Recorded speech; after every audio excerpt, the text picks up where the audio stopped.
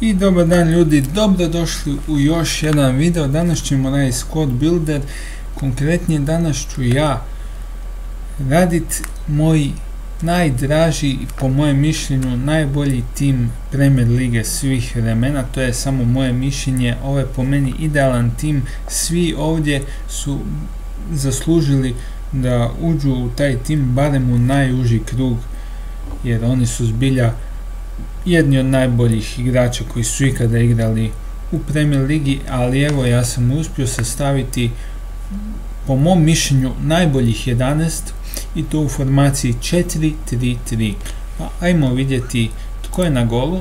Evo po mojem mišljenju ne bi trebalo imati problema uopće razmišljati tko bi mogao biti na golu, ali ima tu par vrhunskih vratara, Van der Sar, Schmeichel, Shea Given je isto poznat, ali naravno Petr Čeh je taj koji će ući u moju momčad. Evo sa najjačom karticom on ulazi.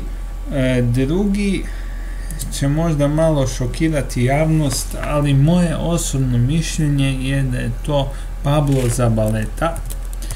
On dugo igra u Manchester Cityu, osvajao je 2 puta naslov prvaka Engleske, par kupova je osvojio, izbilja neizostavan je član prvih 11 u Manchester Cityu, ali sad ga je malo Sanja izgurao, ali bez brige, Zabaleta je tu i vratit će se još jači. Šta bi ja radio kad ne bi bio John Terry u igri? Naravno, John Terry je legenda i on definitivno mora biti u momčadi najboljih iz Premier Liga. On je zbilja legenda i klasa za sebe, nema boljeg od Johna Terrya, barem što se tiče stopera. On već 15-16 godina rasturava sve živo i van terena i na terenu, jer čovjek je klasa. John Terry je sigurno zaslužio da bude u ovoj postavi. Njegov partner će biti jedan, kako bi rekao, podcijenjeni stoper, čovjek o kojem niko baš ne razmišlja, a to je Kolo Touré. Kolo Touré je nekad bio u Manchester Cityu, u Arsenalu i uvijek je bio bitan dio tima. Sad je u Liverpoolu više na klupi nego na terenu, ali šta ćeš, takav je to život. Ashley Cole je sljedeće ime koje dolazi u obzir i uzet ćemo ga. Ashley Cole je po meni legenda Premier Lige, bio u Arsenalu, bio je u Chelseau, ne zna se gdje je bolje igrao, jer svugdje igrao bolje.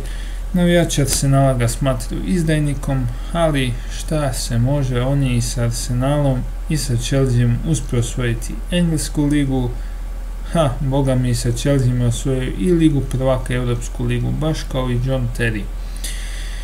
Pa sad ovdje prelazimo na vezne igrače i uzet ćemo napokon jednog igrača koji više ne igra, a to je Paul Scholes. Kako ga nemamo? Sad smo ga imali. I da nema Paula Scholesa, pa sam se odlučio na zamjenu. A definitivno zamjena uopće nije loša, nego je možda i puno bolja, a to je Giggsy. Ryan Giggs, 95 svjetovu vi karticu, molim vas. Kako nemaju Paula Scholesa u legendama FIFA, to je čudo. Ali znam da nemaju još jednog igrača, ja sam njega uzeo, a to je Thierry Henry ovdje. Evo vidjet ćemo šta ćemo napraviti. Ovdje bi stavio Garreta Barrya. Zašto Garreta Barrya? Zbog toga jer čovjek igra već 19 godina u Engleskoj ligi, jedan je od najkonstantnijih igrača i legenda Manchester City, legenda Aston Villa, izbilja vrlo zahvalan igrač, jak i snažan, sjajan. Lampard je sljedeći igrač koji će vidjeti, koji će ući u ovu momčad, sjajan je, legenda, najbolji strelac Chelsea svih vremena, osvajač Lige prvaka, osvojio i englesku ligu više puta i zbilja je sjajan.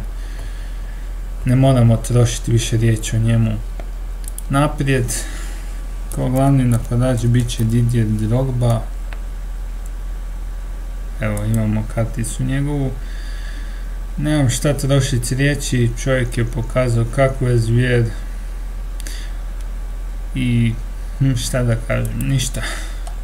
Legenda ostaje ovdje, a to je Alan Shearer, najbolji strelac Chelsea svih vremena, najbolji strelac Engleske lige svih vremena. Zbilja čovjek je zvijer, sjajan igrač. Stavio sam ga na krilo jer zbilja nisam imao izbora se odlučiti za 4-4-2 formaciju. Htio sam 4-3-3 sa Scholesom, sa Scholesom, ali nije išlo i tako.